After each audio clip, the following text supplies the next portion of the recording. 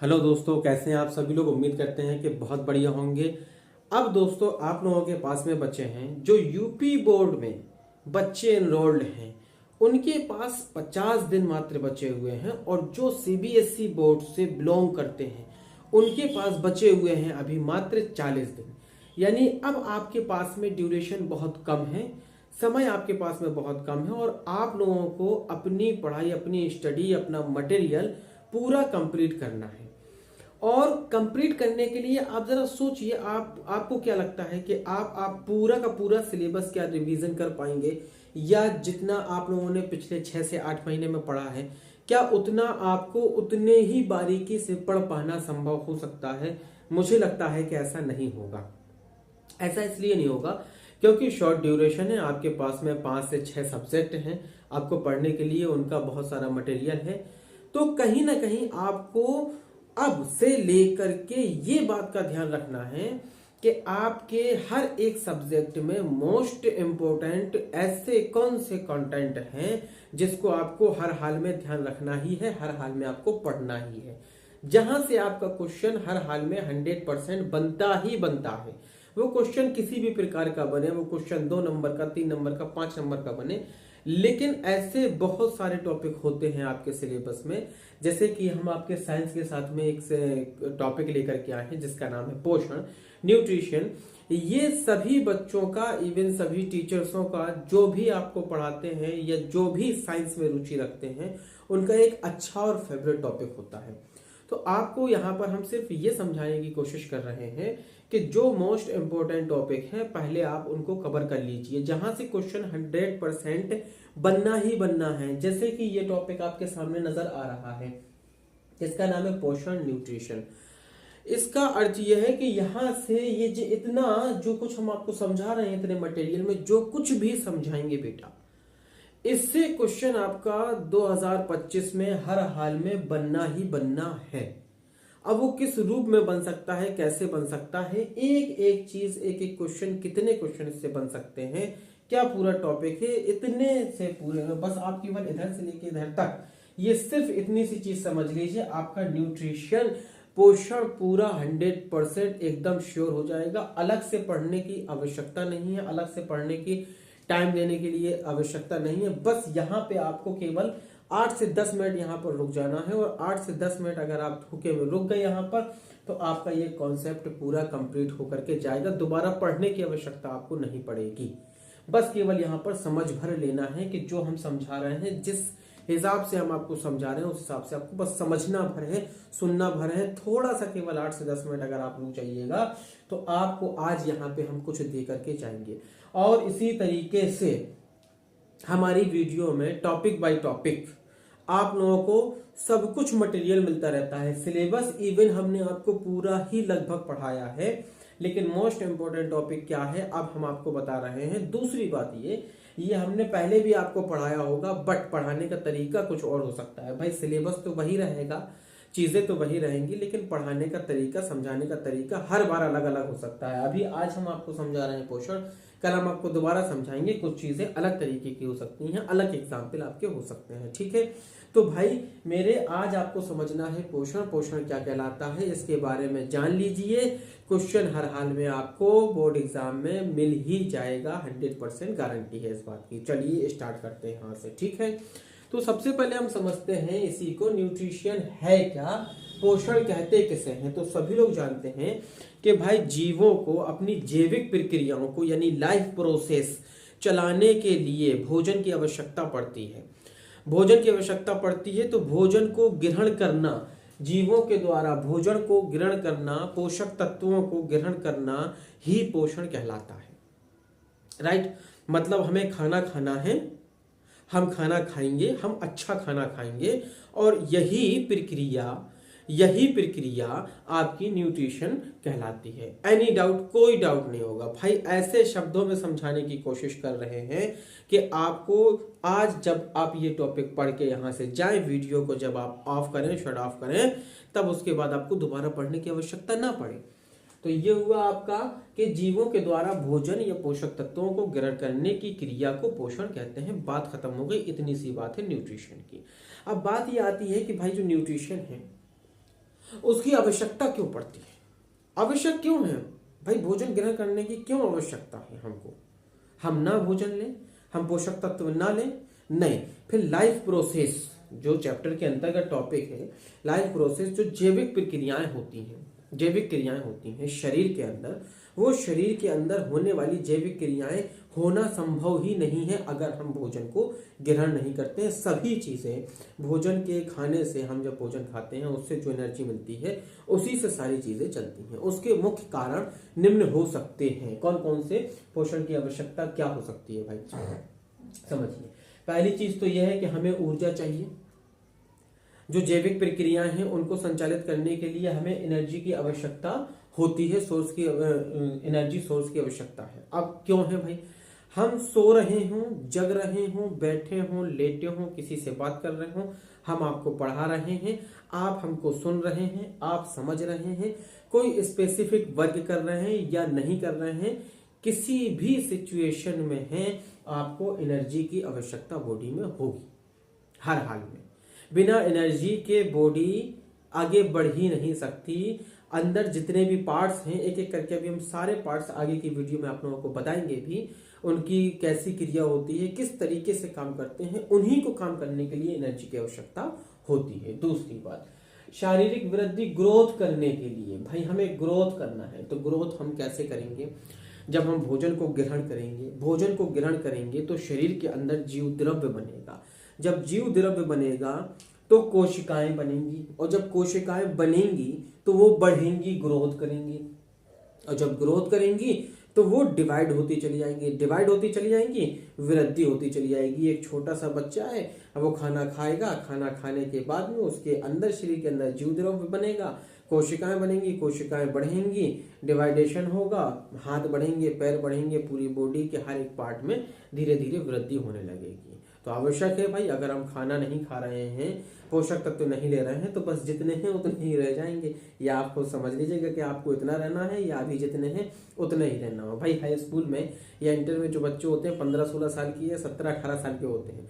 अब अगर आप जिस दिन ये त्याग देंगे, पोषक तत्व लेना, भोजन लेना त्याग देंगे, तो बस आप जहाँ हैं वहीं पर रह जाएंगे, ठीक है ना। तो ऐसा आप लोगों को करना नहीं है, ठीक। शरीर में टूट फूट की मरम्मत, repair of damage body part, भाई हमको कभी चोट भी लग जाती है तो हमारे ऊतकों में जो टूट फूट होती है उसकी रिपेयरिंग करने के लिए भी हमें भाई सारी चीजें, शरीर के अंदर जितनी भी चीजें चलना है वो सब आपकी कैसे चलना है, सब आपकी चलना है एनर्जी से। एनर्जी कहाँ से मिलना है, भोजन से मिलना है, तो यहाँ पे हो गया। चौथा, रोगों से प्रतिरक्षा। भाई हम जो भी खाना पीना खाते हैं, किसी भी तरीके से ग्रहण करते हैं, किसी भी रूप में ग्रहण करते हैं, पी के, खा के, चबा के, उसमें कार्बन की मात्रा होती है, और कार्बन की उपस्थिति के कारण हमारे शरीर में बीमारियां हो सकती हैं, और उन बीमारियों से लड़ने के लिए हमको एक अच्छे भोजन, संतुलित भोजन की आवश्यकता होती है। कहने का मतलब वही हुआ, ठीक है। तो हमें अगर बीमारियों से बचना है तब भी हमें पोषण की प्रक्रिया यानी भोजन को ग्रहण करना ही होगा। यहां तक अगर बात क्लियर हुई तब फिर हम चलते हैं आगे कि भाई पोषण कितने प्रकार के होते हैं।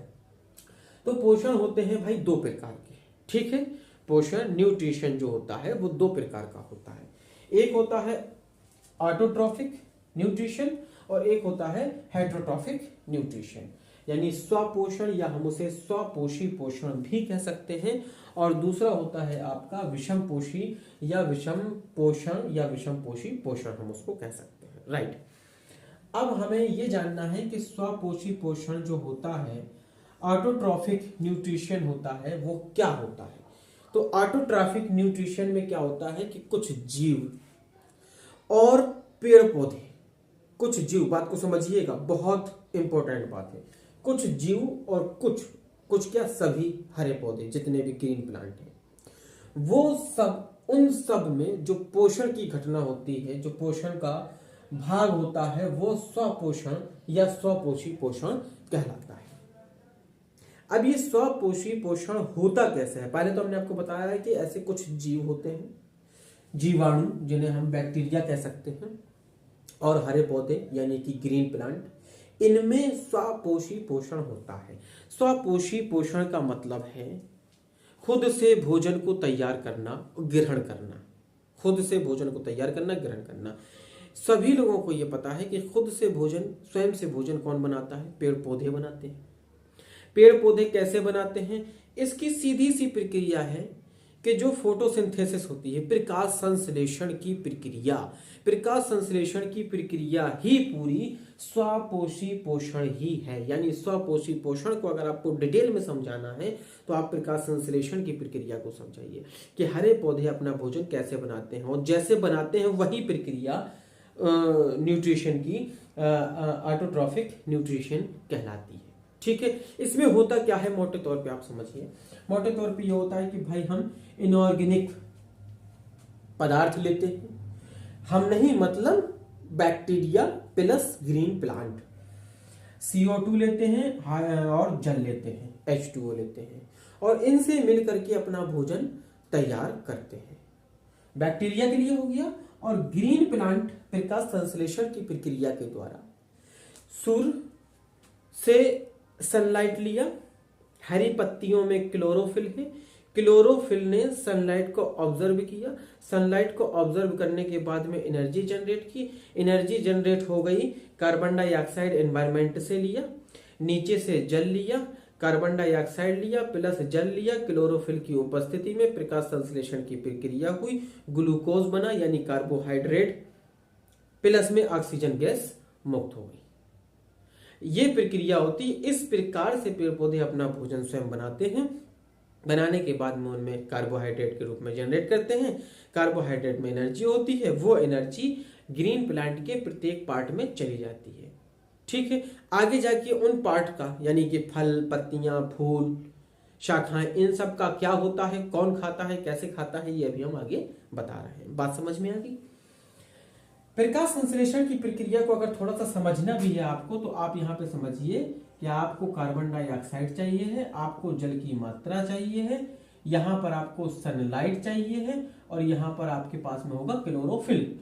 ठीक है, और यहाँ पर बनेगा ग्लूकोज C6H12O6 प्लस में ऑक्सीजन गैस बाहर निकलेगी। क्लियर है? ये होती है फोटोसिंथेसिस की रिएक्शन। ठीक, वापस आते हैं हम विषम पोषण या विषम पोषी पोषण में। विषम पोषी हेट्रोट्रॉफिक क्या कहलाते हैं भाई? हेट्रोट्रॉफिक, ये जो विषम पोषण है, तो विषम पोषी हम आप हैं, यानी सभी जंतु, जितने भी जंतु होते हैं जीव जगत में, वो सब अपना भोजन स्वयं नहीं बनाते। हम अपना भोजन खुद नहीं बनाते हैं, आप अपना भोजन स्वयं से नहीं बनाते। स्वयं से का मतलब आपकी बॉडी जनरेट कर रही है क्या?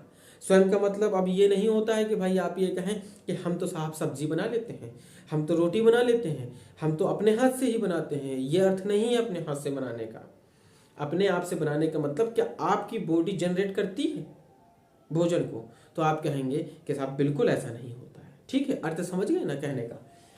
अपना भोजन स्वयं नहीं बनाते, बल्कि ग्रीन प्लांट पर डिपेंड रहते हैं, या कुछ जंतु अन्य जंतुओं पर भी डिपेंड रहते हैं। तो वो जंतु, जैसे हम किसी जंतु पर अगर आधारित है, तो वो जंतु भी ग्रीन प्लांट पर आधारित है। कुल मिला के हम ये कह सकते हैं कि जीव जगत में जितने भी जंतु होते हैं वो सब टोटल ग्रीन प्लांट पर निर्भर करते हैं।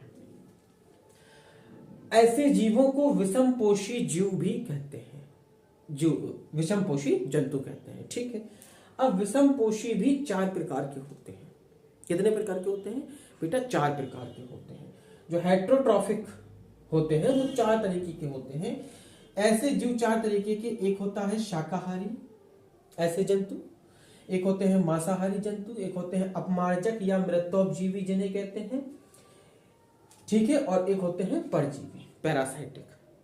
अब हम बात करते हैं कि शाकाहारी कौन कहलाता है, यानी हर्बीवोरस।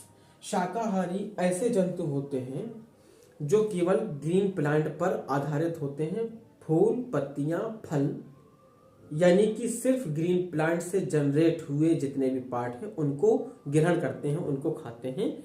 ऐसे जंतुओं को शाकाहारी जंतु कहते हैं। जैसे गाय होती है, हाथी होता है, हिरण होता है, खरगोश होता है, और अन्य भी कई जंतु ऐसे होते हैं। फिर बात आती है मांसाहारी की, कार्निवोरस। कार्निवोरस क्या कहलाते हैं? कार्निवोरस होते हैं जो ऐसे जंतु जो दूसरे जंतुओं पर डिपेंड करते हैं, दूसरे जंतुओं को खाते हैं, छोटे जंतुओं को खाते हैं। शेर है आपका, बाघ है आपका, वो बिल्ली को खा जाता है, कुत्ते को खा जाता है, तो एक जंतु दूसरे जंतु पर आधारित है। तो जो जंतु किसी दूसरे जंतु पर आधारित है उसको हम मांसाहारी कार्निवरस कहते हैं, जैसे शेर या बाघ वगैरह होते हैं, ऐसे में आते हैं। ठीक है। फिर होते हैं अपमार्जक या मृतोपजीवी उन्हें कहते हैं। स्कैवेंजर्स या सेप्रोजोइक, ये इनमें कौन कौन से जंतु आते हैं? इनमें कुछ जंतु भी होते हैं प्लस मशरूम जिसे हम कहते हैं। ये क्या करते हैं? ये अपना भोजन तलाश करते हैं कवक, यीस्ट, सड़े गले पेड़ पौधे, उनकी पत्तियां या मरे हुए जंतु, इनको ग्रहण करते हैं। ऐसे जंतु मृतोपजीवी कहलाते हैं, मतलब सेप्रोजोइक कहलाते हैं, या हम उन्हें अपमार्जक यानी स्कैवेंजर्स कह सकते हैं। राइट। इनमें कौन आता है? मशरूम आते हैं या कुछ जंतु आते हैं। फिर बात करते हैं हम पैरासाइटिक की।